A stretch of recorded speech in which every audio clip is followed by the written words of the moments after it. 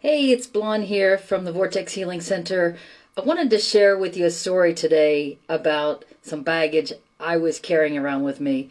And believe me, I was carrying it around for not just a few years or a short while, but probably decades. And the way I realized how much baggage I was carrying, and I mean this literally and physically as well as emotionally, I found out I went on a trip to meet what was I became to know as my soul family to Machu Picchu. And that is actually where I met Sue. And we became friends and now partners here at the Vortex Healing Center. And we were literally at Machu Picchu. We were there for a couple days. And on the second day, a number of us went hiking up Huayna Picchu, which is the peak that you see behind all of the images of the remaining shelters and buildings from Machu Picchu. Anyway, so we climb up there. It's an entire couple-hour walk, and it's very steep, and it's you have to be in good shape. And at that time, I was in incredible shape. Not like I am now. I was in awesome shape. I weighed about 20 kilos less. I was doing 1 to 2 hours of Qigong every day. I was fit. I was on top of it. Anyway, so we go climbing up Machu Picchu, and you start at 5 o'clock in the morning, and there's only a limited number who can go up because the stairs are very, very steep.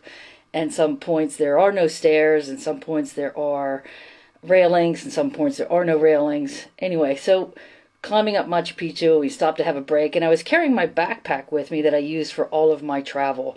This was my day pack, and in that day pack I had water, I had a good camera, which at that time, 12 years ago was a heavy 3D camera, and I had an extra lens, and I had a little medical kit that wasn't very big, and I had a sewing kit. Well, I might need some to sew something. This was my day pack, my emergency pack. And when we got to the top of Machu Picchu, we had a lunch in there as well. We had our lunch at the top, come back down. And it wasn't until that evening we got on a train to head back to our next stop that I realized I was talking to someone because they picked up my backpack and they were like, "My God, that's heavy. Why are you carrying all that weight?" And I said, "Well, that was just my day pack, And they said, "Why are you carrying so much baggage?" Meaning literally. And at that moment, I actually just burst into tears. And I went, "Oh my God, I'm carrying emotional baggage with me." And sometimes we just have that flick of intuition and insight of the physical pack I was carrying was actually an emotional baggage. I was carrying resentment and anger back to probably when I was a child. I shouldn't say probably. I know that's how far it went back to. And all through my whole life, and I was still carrying that with me. I hadn't actually resolved the issues, even though I had submerged them and wasn't looking at them and thought, "Oh, everything's fine, I'm great." And that emotional baggage that I was carrying, by the time we got on this train, and now the train was about, I'm going to say it's probably a 3 or 4 hour ride to our next stop when we got off at Ollantaytambo. And I cried the entire way because I was just like, "Oh my God, I've been carrying baggage that I don't need to carry." We are all light beings and infinite sources of information submerged and squeezed into this tiny little physical body that we carry around with us, that we need to move and to make our physical body go different places.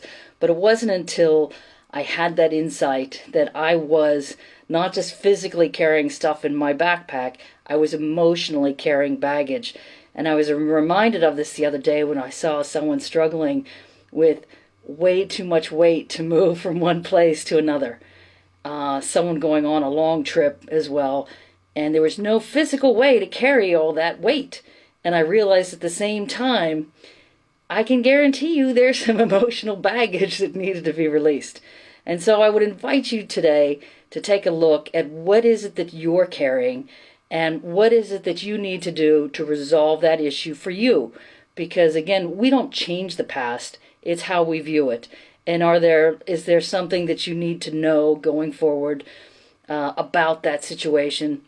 But most likely, it just means you probably just don't need to carry it anymore.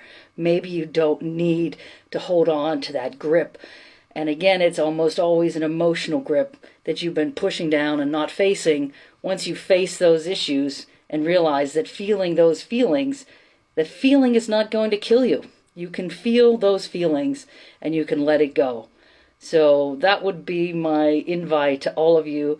And like myself, and we have to do this on a regular basis, what is it that you can release and let go of? What is it that you're holding on to that no longer serves your highest good? Because again, those feelings came up to protect you. It's part of your natural ability to cope, to survive. And now that you've reached another level, and if you're listening to this, I can tell you, yes, you've reached another level. What can you let go of that no longer serves your highest good? What can you face? Can you face that fear and let it go? And know that you can feel that feeling, even of fear, and let it go. And breathe into it. And send me a private message if you need some help with this, because believe me, I've had some personal experience with this, and I'm happy to help. So have a great day, and share this with someone you feel might need to hear this message today.